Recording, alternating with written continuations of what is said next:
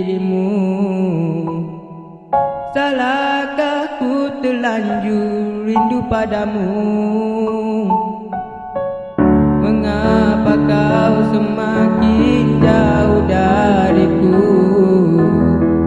Masih kurangkah kasih sayangku? Maafkan aku selalu menyakiti dirimu. Maafkan ku yang sering melukai kamu. Meskipun sukar untukku menerima, ku doakan agar engkau bahagia bersamanya. Insan yang kau cinta